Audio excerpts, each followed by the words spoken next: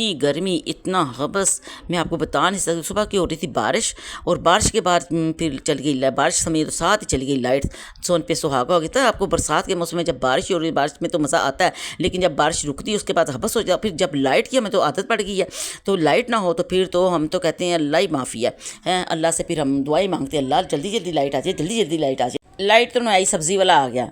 बिस्मिल्लाहिर्रहमानिर्रहीम, अस्सलाम वालेकुम। मैं हूं ज़ेब और आप देख रहे हैं ज़ेब की दुनिया। उम्मीद करते हैं आप सब खैरियत से होंगे। मेरी दुआ अल्लाह ताला हम सबको ढेरों खुशियाँ और सुकून वाली ज़िंदगी अता फरमाए। एक तो समझ नहीं लगती सारा दिन हम पकाएं क्या, एक सब पकाते हैं तो हाय सुबह क्या खाना है, क्या खाना, यही होता रोला था। मैं कहा चलो अब सब्ज़ी वाला आके देख लूँ, बाहर जाके जो भी अच्छी लगी वो सब्ज़ी ले लेंगे। सबसे पहले मैं सब्ज़ी गई तो सबसे पहले तो मुझे हलवा कद्दू पे नज़र पड़ी। हलवा कद्दू बहुत ही फ्रेश हलवा कद्दू था और पक्का हुआ हलवा कद्दू था, ये खाने का मज़ा आता है। मैंने कहा चलो एक हलवा कद्दू, तो हलवा कद्दू लिया। फिर मैंने साथ ली वो क्या अरबी ली साथ ले। मैंने कहा सर लेमन भी डाल दो। कहता बाजी हलवा कद्दू तो काट के फिर दूंगा, पहले छुरी तो लेके आओ। मैं कहा चलो मैं लेके आती हूँ। जो अंदर मैं गई और मुझे गर्मी से इतना बुरा हाल था, लाइट भी नहीं आ रही थी, मुझे छुरी नज़र ना आई, मुझे भी सामने पड़ी इन चीज़ नज़र ना आ रही।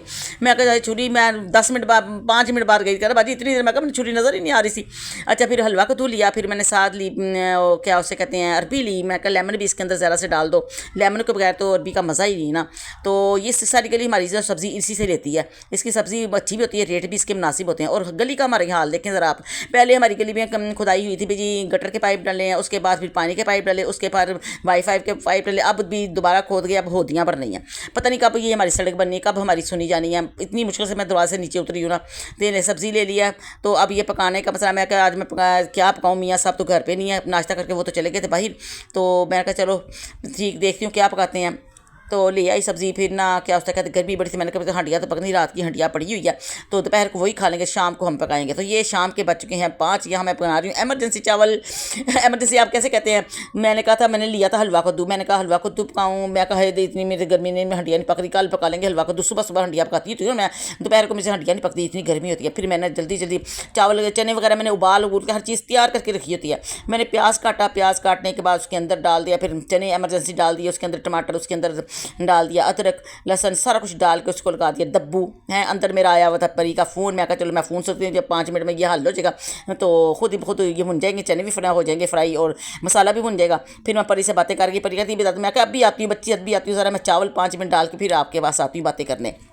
तो ये आ गई। फिर मैं किचन में, फिर मेरे चने भी यानी कि फ्राई हो गए थे, सारा कुछ हो गया था। उसके अंदर फिर मैंने डाला पानी। पानी में अंदाज़ा डालती, मैं नहीं डालती मिनट के पानी, क्योंकि मुझे इतना अंदाज़ा पका आपका क्या हो गया कि मुझे अपना मिनट के पानी। वैसे मैं आपको बताती हूँ, मैंने 1 गिलास चावल लें तो 2 गिलास लाजमी डालना, और नए चावल होना उसमें ज़रा पानी कम जाएगा, पौने 2 गिलास डालने, ठीक है। तो मैं तो बस हिसाब रखा के चमचा डबो के देख लेती हूँ इतने भी है, ये हल्का सा ऊपर पानी हो ना, 1 इंच से कम थोड़ा सा हो ना, तो फिर मैं कर देती हूँ मेरा। फिर इसके अंदर डाला नमक, और फिर चमचा एक हिलाया। इसके अंदर बार बार चमचे नहीं हिलाने, ठीक है। चावल पकाने का यही तरीका, अगर आप चावलों का दाना दाना अलग-अलग करना चाहती है ना, तो इसमें चम्मच ना चलाएं बस, ठीक है। ये देखें मेरी परी, मैं कहती आ जाओ दादो, मैं कहा चलो भी आ गई अंदर। अब मैं चावलों को लगा दिया, मैं चली गई फिर अंदर परी से की बातें करके। तो परी ने पता नहीं, अब कहती कभी मुझे कोई खिलौने दिखाओ, निकाल के दादो मुझे, अब ये निकाल के दाओ दादो जी, मुझे ये निकाल के दाओ। मैं अच्छा मैं आके दिखाती हूँ है, मैं चावल देख के आती हूँ। फिर उसके दादा बुता पार करते, फिर मैंने यहाँ आई, फिर मैंने जल्दी जल्दी छोटी सी मैंने कहा रायता साथ बना दे। मैं कहा चलो रायता के बनाने साथ चाट भी बनाते हैं। मैंने पकौड़ियाँ भिगो के रखी हुई थी, उसको मैंने डाला, दही में डाला, और जी एमरजेंसी चटनी भी रखे, सारे काम मैंने लेकर करके रखे। तो जल्दी के लिए ना ये धनिया पुदीना सब्ज़ मिर्च इसको सुखा के ना, तो इनको मैंने पीस के रख लिया हुआ है। जब मैंने रायता बनाना होता है इसमें से निकालती हूँ आराम से। मैंने पता है बरसात के मौसम में धनिया भी मुश्किल से मिलता है, फिर सारी मिर्चें वगैरह, और जब उसको मिर्चों वगैरह को हम चटनी बनाते हैं तो हाथों में लग जाती है मिर्चें। तो बरसात के मौसम के लिए मैं ये चटनी लाजमी बना के रखी है। और वैसे भी मैं इसकी चटनी को ना जब खाना खाने के बाद थोड़ा सा दही के अंदर डाल के ना, तो इसके पीते तो खाना भी हजम हो जाता है, ठीक है ना।